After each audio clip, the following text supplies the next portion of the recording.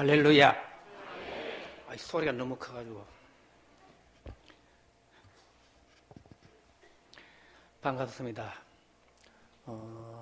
양곡 제1교회에 제가 한 10여 년 전에 우리 임 목사님이 위임식 할 때에 제가 와서 그때 축사를 한 일이 기억이 납니다. 그때 제가 축사를 한 내용이 지금 약간 생각이 나는데, 이 양곡동에 우리 임재호 목사님, 호자를 나는 우리 임 목사님 그때는 범호자가 아니라 하더라고.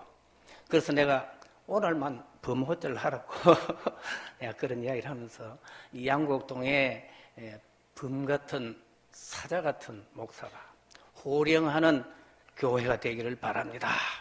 제가 그렇게 축사를 했어요. 근데 10여 년이 지난 지금 와서 보니 참 이 교회가 너무 멋있고 좋아요.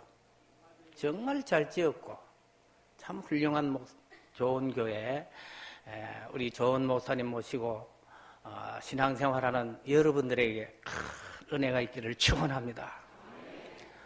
제가 목회했던 서울 화곡동 같은 데 너무 복잡해요. 복잡하고 그렇게 했는데 여기 오니 막 숨통이 터지는 것 같아. 동리도 좋고 막 앞으로 이 양곡 제1교회는 잘 되는 일만, 부흥하는 일만 남은 줄로 믿습니다.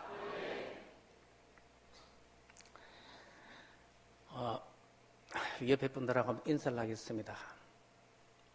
옆에 분들하고 인사를 할 때에 모든 것이 하나님 은혜인 줄로 믿습니다. 다 은혜입니다. 하나님 은혜요. 바울 사도가 말한 것처럼 나의 나된 것은 하나님의 은혜다. 잘났고 못났고 크고 적고 상관없고 내 모습 이대로 하나님 은혜인 줄로 믿습니다.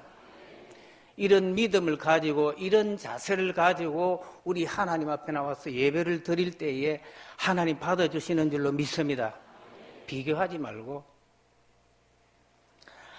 저는 오늘 봉독한 이 말씀을 통해서 하나님과 동행한 에녹이라는 이런 제목의 말씀을 잠깐 드리려고 합니다. 성경에 보면은 이 창세기 5장은 기록하면서 죽고 또 죽고 뭐 자꾸 죽는 이야기들만 기록이 된데도 오늘 여기에만은 에녹은 이 말씀 중에 그랬어요. 하나님이 데려가셨다. 하나님과 동행하더니 하나님께서 그를 데려가셨다. 성경에 보면 여러분 죽음을 당하지 않고 하늘나라로 간 사람이 두 사람이 있어요. 엘리야하고 에녹입니다. 그 하나님께서 사랑한 아브라함도 죽었어요.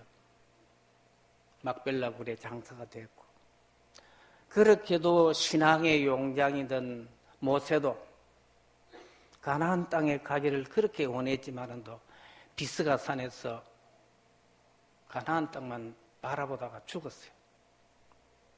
다윗도 그렇게 하나님의 사랑을 받았지만도 그 마지막에 보면은 아들 솔로몬을 불러놓고 한 말이 나는 모든 사람들이 가는 길로 내가 간다. 죽었다는 것입니다. 죽었다.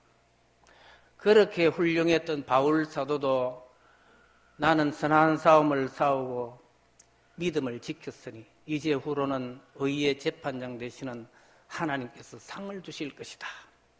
죽었다는 것입니다. 이렇게도 사랑하는 주의 종들이나 하나님의 백성들이 다 죽었는데 단 죽지 않고 하늘나라로 간 두 사람, 이 엘리야와 에녹.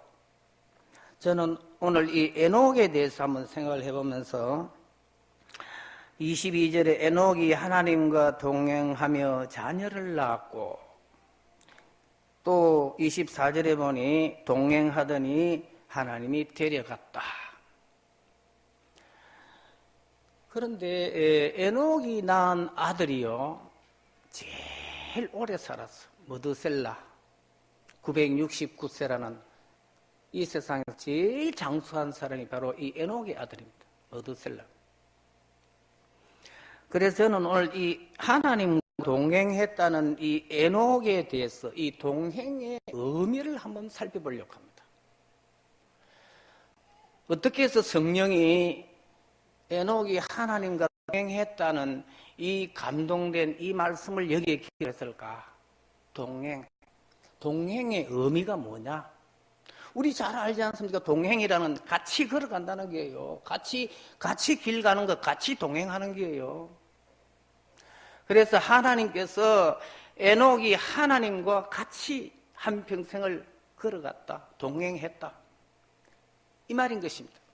그러면 이 동행이라는 속에는 우리가 생각할 수 있는 것이 임재의식이라는 것입니다. 여러분, 하나님이 육신에 우리 눈으로는 볼 수 없습니다. 성경은 분명히 하나님을 본 자는 못 산다고 했습니다. 볼 수가 없으면 영입니다. 그런데 하나님과 동행이 눈에 안 보이는 하나님과 동행을 했다는 이 말은요, 하나님이 영이 나와 함께 하고 있다는 임재의식을 말하는 것입니다. 이 말을 우리가 다른 말로 표현하면 이것이 하나님이 오늘 또 나와 함께 하고 있다는 이 믿음인 줄로 믿습니다, 여러분. 함께한다. 나와 함께한다. 제가 오늘 아침에 기독교 방송을 듣다가 보니 그 광림교회의 김선도 목사님이 설교를 하는데 잠깐 거기에 자막에 나오는 글자가 있는데 뭔가 하니 요한 웨슬레의 말을 하더라고요. 요한 웨슬레가 한 말 중에 보면은 이 세상 오늘 우리들에게 최고의 것은 하나님이 나와 함께하는 것이다. 미개를 축원합니다. 하나님이 함께하는 것, 이것보다 더 좋은 거 없어요, 여러분. 그래서 에녹이 하나님과 동행했다는 것은 육신으로는 눈으로는 못 보지만도 나와 함께하고 있다는, 영적으로 나와 함께하고 있다는 이 임재의식이라는 게예요. 그렇다면 이 임재의식, 하나님이 24시간 평생 나와 함께한다는 이 믿음, 이 임재의식 속에서 발생할 수 있는 것이 무엇이냐 하면요, 많은 것이 있겠습니다만 하나님을 두려워한다는 것입니다. 하나님이 오늘도 나와 함께하고 있는데 내가 아무 때나 살 수가 없다는 게예요. 내가 아무 때나 말라고 아무 때나 행동할 수가 없다, 이 말인 것이에요. 그러니 항상 조심스럽고 항상 경건한 이런 삶을 살 수 있다는 것입니다. 그 대표적인 한 사람이 누굽니까? 요셉이 아버지 사랑을 너무 지나치게 편애적으로 받았어요. 성경에 보면 다른 형제들이 요셉을 대단히 싫어하고 미워했습니다. 시기를 냈겠죠. 그래서 그가 애굽에 팔려가서 종살이를 하고 보디발 그 애굽의 관리의 집에 종살이를 하는데 요셉이 너무나 충성스럽고 신실하고 정말 잘했기 때문에 하나님이 함께함으로 이 보디발도 볼 때에 하나님이 함께하는 걸 느낄 정도였어요. 그래서 이 요셉에게 모든 집안 살림을 다 맡겼다. 그래서 총무를 삼아. 그런데 가정에 문제가 생겼어요. 보디발의 아내가 이 요셉을 갖다가 유혹합니다.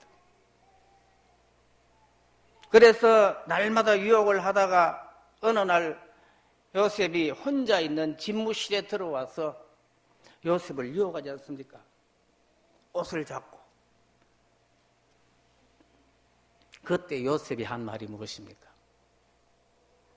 마님, 이 집의 모든 살림, 모든 것은 당신 남편이 내게 다 맡겼어요. 그러나 한 가지 맡기지 않은 것인데 당신은 아닙니다. 주인의 아내입니다. 그 말을 하면서 이 요셉이 어땠습니까? 내가 이 어찌 큰 악을 행하여 하나님 앞에 득죄하리까? 여러분, 이게 뭐예요? 하나님이 오늘도 보고 있고 나와 함께 하고 있다는 임재의식의 신앙인 줄로 믿습니다, 여러분. 이 믿음이 있었기 때문에, 이 신앙이 있었기 때문에 그 당시에는 상당히 어려움을 당했어요.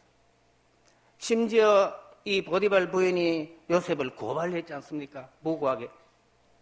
자기 입장이 난처하게 되니까요. 그래서 요셉이 나를 급탈하려고 해서 내가 잡았더니 옷을 벗고 도망을 쳤다. 결국에 요셉이 감옥에 들어갔지만도 하나님께서는 오히려 그 길을 통하여서 애굽의 총리가 되는 지름길로 전화위복의 축복이 된 줄로 믿습니다, 여러분. 임재의식, 하나님 두려워하고 하나님 함께하는 이런 믿음을 가질 때에 정말 하나님이 그때 기뻐하는 줄로 믿습니다, 여러분. 우리의 신앙생활이 늘 하나님 함께하고 있다. 우리는 24시간 하나님 의전 앞에서 살고 있다 하는 이러한 우리 믿음을 가지고 살 수 있기를 축원합니다. 말로는 하나님 부르고 잘 믿는 것이 하고 뭐 신앙의 의식이나 이러한 것을 잘 지키는 것이 하면서도 실생활 속에서는 우리가 하나님을 두려워하지 않고 내 마음대로 내 생각대로 내 뜻을 주장하고 이렇게 살아가는 21세기의 바리새인들. 여러분, 우리 예수님께서 바리새인들을 왜 책망했어요? 바리새인들처럼, 바리새인이라는 뜻이 뭐예요? 구별됐다는 거예요. 우리는 정말 바로 살고 잘 살고 율법 잘 지키고 하나님 뜻대로 살고 기도하고 성경 보고 정말 우리처럼 깨끗하게 산다는 거예요. 이런 바리새인들이었지만도 그런 의식을 잘 지키고 그렇게 잘했지만도 우리 예수님은 바리새인들을 책망했어요. 화 있을진저 바리새인들이 너희들은 겉과 속이 틀리는도다. 여러분, 우리 하나님은요, 우리의 중심의 진실함을 보는 줄로 믿습니다. 의식을 잘 지키고 오늘 내가 하나님 앞에 예배를 드리고 왔습니다 하는 이런 식으로 우리 신앙생활이 아니라는 것이에요. 늘 두려워하는 마음 가지고 늘 경건한 마음을 가지고 내 생활 속에서 하나님을 두려워하는 이런 믿음 생활이 되어야 할 줄로 믿습니다, 여러분. 말만이 아니에요. 하나님은 잘못된 화인 맞은 양심, 이런 신자들을 하나님이 싫어하고 기뻐합니다. 이사야서에 그런 말이 있지 않습니까? 내 마당만 밟지 마라. 너희들이 드리는 그 제물에 나는 염증이 난다. 이 하나님께서 우리가 이게 다른 면을 잘 살펴봐야 돼요. 이게 뭔가 하면요, 우리의 중심과 진실에 하나님을 두려워하고 사랑하고 사모하는 이 마음을 하나님이 받으신다는 것이지, 의식이나 지키고 성경 좀 읽었다 하고 기도 좀 한다 하고 이런 바리새적인 것이 아니라는 것이에요. 하나님과 동행하는, 하나님 24시간 나를 알고 보고 있다는 이 두려워하는 경건한 이런 신앙생활을 할 수 있기를 주의 이름으로 축원합니다. 그런 신자가 그런가 하면은 임재의식 속에는요, 잘 우리가 살펴보면 평안과 자유로움이 있는 줄로 믿습니다. 왜? 하나님이 나와 함께하기 때문에. 하나님이 함께하면 누가 무엇이 두려울 소냐? 다윗이 소년이었지만 골리앗을 향하여서 그 전쟁을 할 때 보세요. 너는 창과 단창과 칼을 가지고 나에게 나오죠. 나는 만군의 여호와의 이름으로 나가노라. 이 뭐예요? 하나님이 함께하는 자는 두려움이 없고, 내가 크다 작다 내가 창이 있다 칼이 있다가 문제가 아니고 하나님이 함께하는 마음의 평안과 여유와 자유가 있는 줄로 믿습니다, 여러분. 이게 우리 신앙이에요. 임재의식. 하나님 오늘도 나와 함께하고 있다.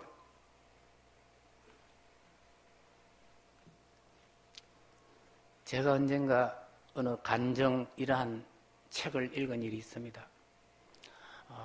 나이 많은 어느 권사님이 자기 작은 딸이 미국에서 아기를 낳는데, 애를 낳는데 그 산후조리를 해주기 위해서 미국을 가는데 비행기를 타고 이제 미국을 가는데 비행기를 타고 가면서 성경도 읽고 시간이 한 10시간 이상 걸리니까 또 그 수도 뜨고 뜨개질도 하고 그렇게 하는데 여러분 비행기 타봤죠? 타보면은 이 비행기가 가다가 이 공기의 기압에 따라서 막 떨어질 때도 있고 막 흔들릴 때도 있지 않습니까? 그런데 이 비행기가 그날은 좀 많이 흔들리고 떨어지고 했어요. 모두가 놀라서 막 당황을 하고 말지 두려워하고 말지 이러는데 이 권사님은 여전했어요.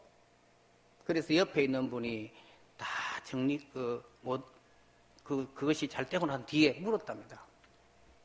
권사님들 모르고 할머니 그렇게 비행기가 흔들리고 떨어지고 할 때에 모든 분들이 다 당황해하고 뭐 어찌할 걸 모르는데 어떻게 그렇게도 평안하십니까?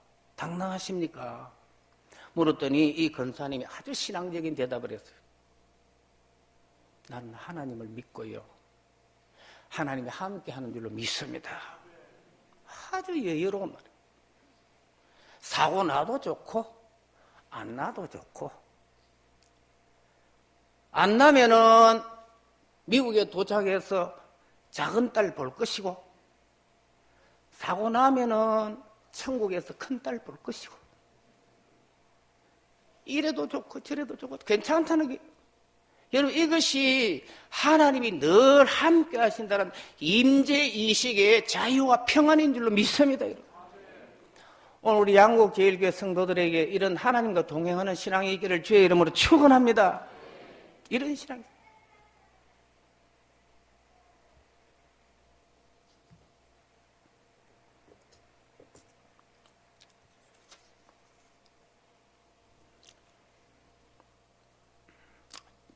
요한복음 8장 32절에 보면 너희가 진리를 알지니 진리가 너희를 자유케 하리라. 하나님의 말씀이 진리인 줄로 믿습니다. 이 진리의 말씀과 늘 함께 하기를 바랍니다. 생활 속 말만 아니고 생활 속 주일 신자 되지 말고 한 주간 내내 말씀과 함께하는 동행하는 이런 신자가 되어야 하는 것입니다. 한 가지 더 말씀을 드립니다. 하나님과 동행한다는 의미가 무엇이냐? 동행은 여러분 같이 가면서 입 다물고 가는 법이 없지 않습니까? 교제한다는 게요. 이야기한다는 게요.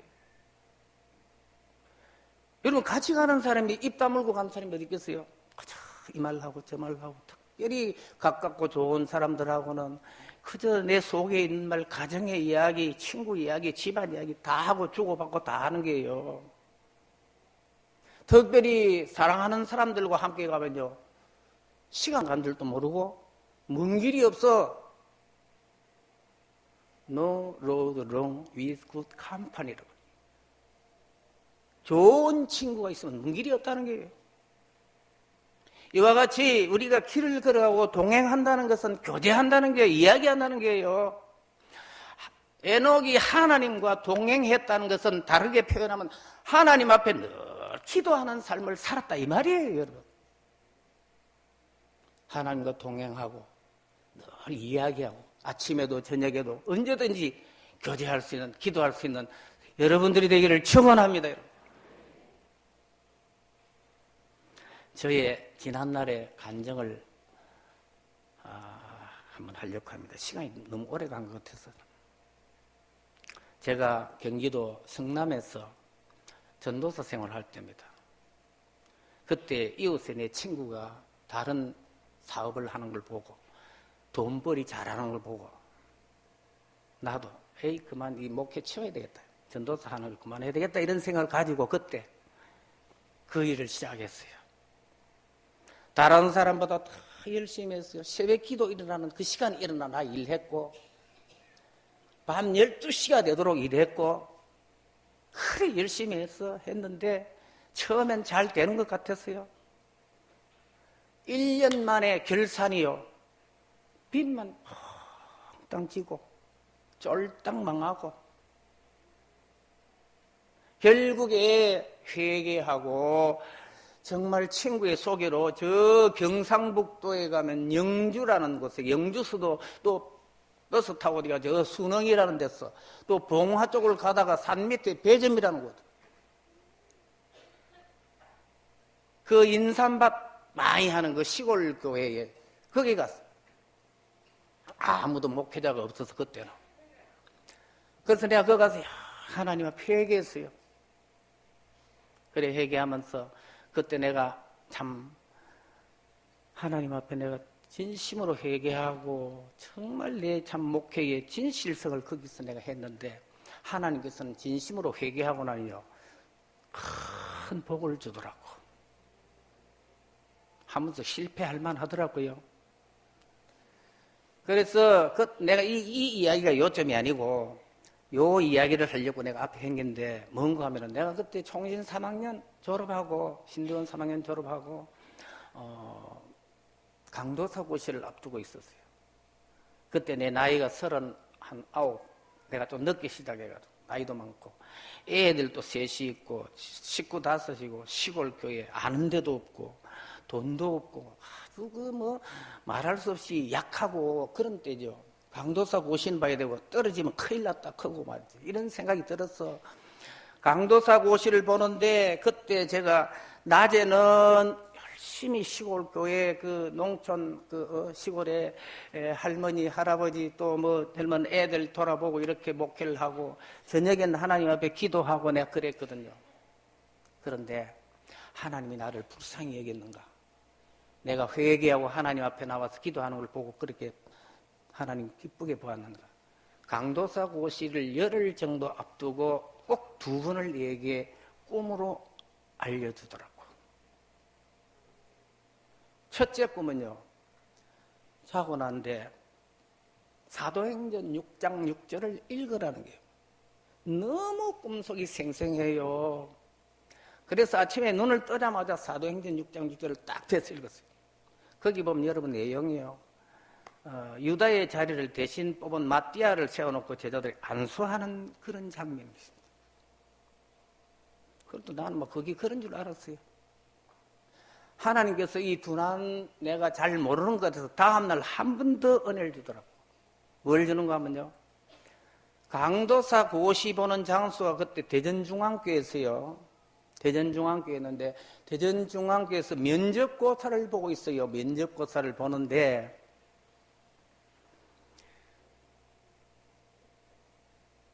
꿈속에서 고사를 그 면접 수험생들이 이제 고사장에 들어가려고 줄을 쭉 자기 수험 번호 부르는 대로 들어가는데 그때에 먼저 들어갔다 나오고 먼저 또 들어갔다 나오는 사람들 물으면 야, 너 뭘 묻더냐?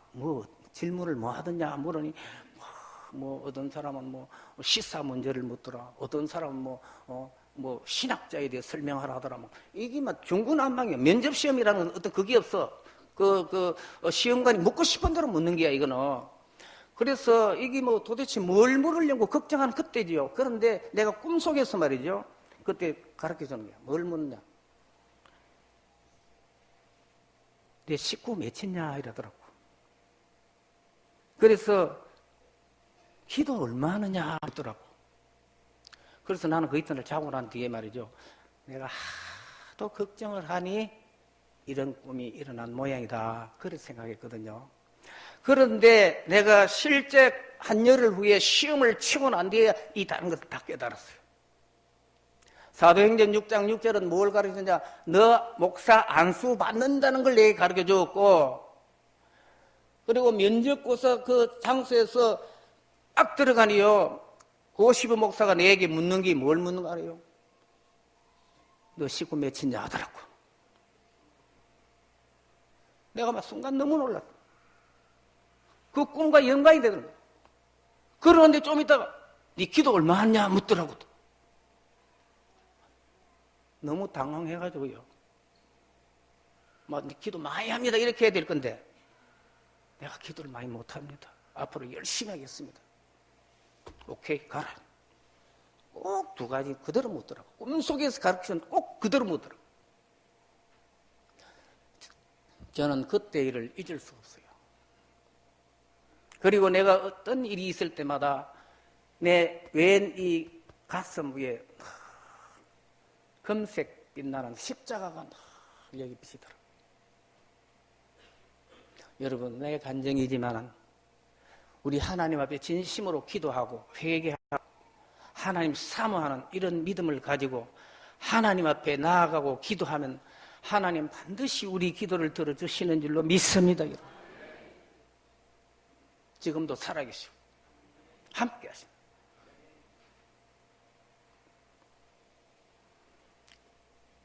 기도하면 야곱 이야기를 하나 하고 내가 마치겠습니다. 야곱이 창세기 32장에 그 가족들 거느리고 소떼와 양떼를 거느리고 고향으로 돌아올 때 형이 온다는 소문을 듣고 얼마나 두려웠습니다. 이 방법 저 방법 다 쓰고 세 떼를 나누어 뇌물을 주고 온갖 지혜를 다 했지만 안 돼. 결국에 한 것이 다 보내고 마지막에 천사와 실험하는 것. 기도죠, 여러분. 실험하는 것. 새벽이 내야 될 때에 천사가 나와라, 내 가야 된다 할 때 내게 축복해 주지 않으면 나는 놓지 않습니다. 내 이름이 뭐냐? 내 이름 야곱입니다. 여러분, 이 말씀이 참 의미 있어요. 야곱. 야곱이라는 그 뜻은 여러분 뭔가요? 거짓말쟁이, 사기꾼, 못된 짓 하고 간사하고 강교하고 인간적인 생각으로 살았던 것, 그대로 나는 그런 사람입니다 하는 것을 고백하고 토하는 회개인 줄로 믿습니다. 그럴 때 하나님께서, 여러분 우리 말을 많이 해야 된다고 하나님 아는 게 아니에요. 간단하게 말해도 우리의 중심과 전 인격을 걸고 하는 말이 나온다고. 그럴 때 하나님께서 너는 하나님과 겨루어 이겼느니라. 여러분, 이게 뭐예요? 하나님 이길다. 누가 이 땅에서 이 우주에 하나님 이길 사람이 무엇이 있어요? 어떤 왕이 이겼어요? 권세가 이겼어요? 마귀가 이겼어요? 하나님 이길 자가 아무도 없어요. 그러나 하나님 이기는 것이 있다는 게 뭐예요? 사랑하는 성도들이 진심으로 하나님 사랑하고 회개하고 간절한 마음으로 하나님을 기도하면 하나님은 우리 기도에 응답해 주시고 우리를 이기게 해 주시고 하나님이 저어주시는 줄로 믿습니다. 여러분. 이게 여러분, 자녀들을 키워본 우리 아버지들 뭐 그런 일 있잖아요. 자녀들하고 한 서너 살 됐을 적에, 너도 4살 될 적에 팔씨름도 하고 막 씨름도 하고 그래서 막 질 듯 이길 듯 하고 이러잖아요. 팔씨름 할 때 막 씨름해보자. 네 팔에 힘이 얼마나 올랐나 씨름해보자. 그렇게 팔씨름 할 때 여러분, 아이들은 막 이기려고 두 손을 들고 이렇게 달드는데 아버지는 충분히 이길 수 있지만도 이길 듯 하면서 져주지 않아. 그 이기면 병식이지, 그럼.